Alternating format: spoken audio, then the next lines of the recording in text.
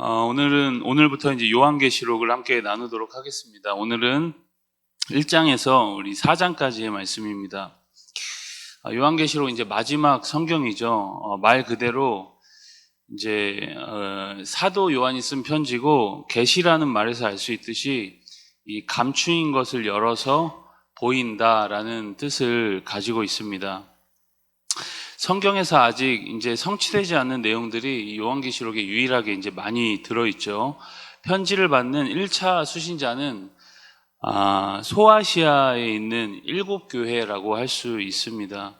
당시 이제 그리스도인들은 이제 극심한 박해를 받고 있었습니다. 로마 제국은 애굽, 그리고 바벨론, 아수르, 페르시아와 같은 이 큰 제국들을 합병해서 이제 자신들의 통치 영역을 막 넓혀가는 시기였죠. 그래서 인지 몰라도 로마 제국 안에는 언어와 그리고 문화와 이 민족 등이 다양해졌고, 그들을 하나로 묶어준 구심점이자 이제 하나의 사상이 필요했었던 것입니다. 그것이 이제 바로 황제 숭배였던 것이고, 그 황제들 중에서 이제 가장 폭군이 바로 네로와 도미티안 황제였습니다. AD 54년에서 96년 사이라고 할 수 있겠죠. 황제를 숭배하지 않는 사람들은 이제 극형에 처하게 됩니다. 우리가 영화로도 많이 봤듯이 막 사자굴에 들어가기도 하고 십자가에 거꾸로 막 매달리기도 하는 모습들이 많이 나오죠. 그런데 어쨌든 기독교인들은 이제 황제를 숭배할 수 없죠. 배운 대로 이제 살아가려면은 우상 숭배를 할 수 없었기 때문에 황제를 숭배할 수 없었던 것입니다. 그러다 보니까 당연히 기독교인들의 박해가 가장 심했겠죠. 특히 7교회가 위치하고 있는 이 소아시아 지방은 지금으로 말하자면 이제 터키 지방입니다.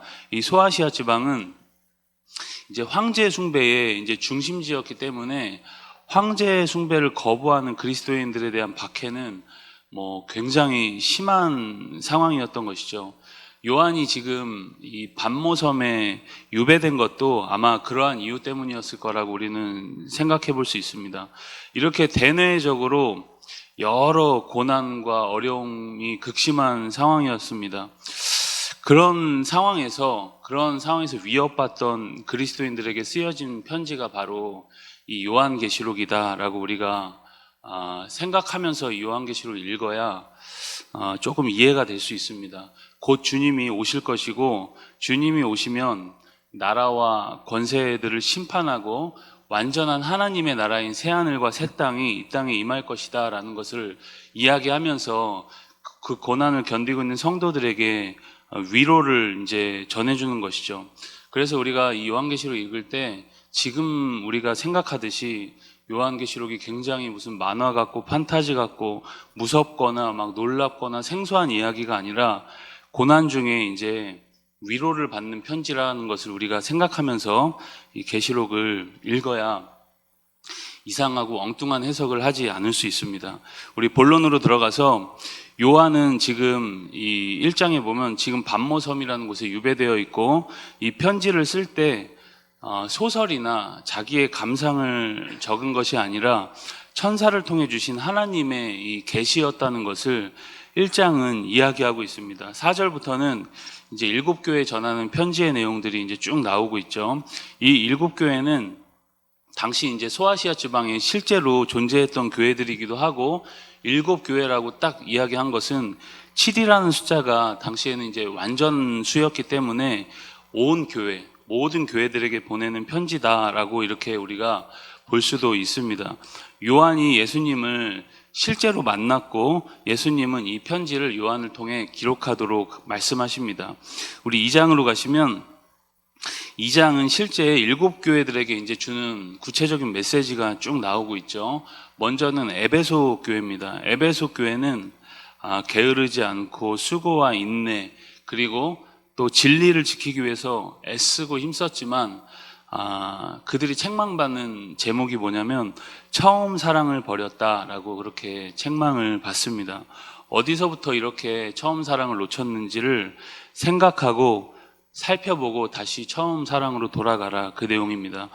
그 다음 서머나 교회는 이제 여러 고난 중에 두려움에 빠지지 말고 또 죽도록 충성하라는 내용으로 서머나 교회에게 이제 메시지를 주고 있습니다. 우리가 버가모 교회로 가면 버가모 교회는 발람과 니골라당을 추종하고 있다라고 또 책망을 받고 있죠. 우상을 숭배하고 어떤 세상적인 방식으로 살아가려는 것을 회개하라, 그런 의미로 그들에게 편지를 쓰고 있습니다. 네 번째로 두아디라 교회에게는 그들이 처음에는 열심히 있었으나 나중에는 이세벨을 추종해서 행음하고 우상의 제물을 먹고 있다는 거죠. 이것이 여러분 2장에서 교회들에게 주는 편지의 내용들입니다. 3장에는 이제 나머지 세 교회에게 주는 메시지입니다. 다섯 번째로 4대 교회에게 이야기하기를 그들 행위에 있어서 온전한 것이 없다라고 그렇게 이야기합니다. 살았다는 이름은 가졌으나 죽은 자로다. 이것이 이제 4대 교회가 들은 평가죠.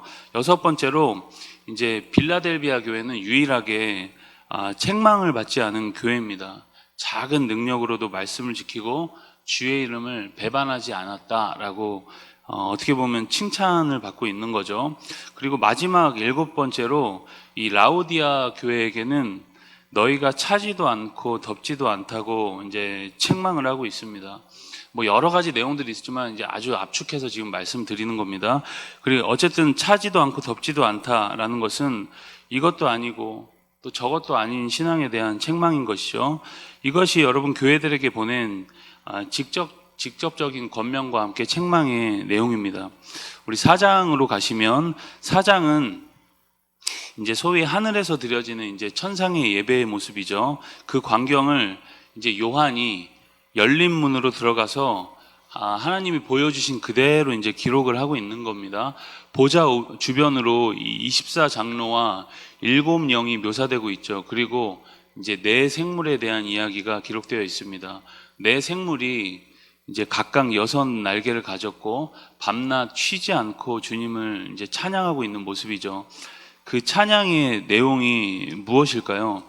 계속 그 네 생물이 찬양하고 있는 찬양의 제목은 거룩하다 거룩하다 거룩하다 주 하나님 곧 전능하시니요 전에도 계셨고 이제도 계시고 장차 오실 이시라. 이것을 네 생물이 계속 반복해서 찬양하고 있는 모습입니다. 찬양 받으시기에 합당하신 분께 이제 찬양으로 영광을 돌리고 있는 모습인 것이죠. 여러분 오늘 우리에게도 이렇게 찬양이 끊이지 않는 은혜가 있기를 바랍니다. 여러분 찬양하고 또 찬양해도 합당하신 그 이름을 우리가 오늘도 높여드리면서 기쁨으로 승리하는 주의 날이 다 될 수 있길 주님의 이름으로 축복합니다. 우리 요한계시록 1장에서 4장까지의 말씀을 경청합니다. 주의 말씀은 내 발의 등이요 내 길의 빛이니이다. 아멘.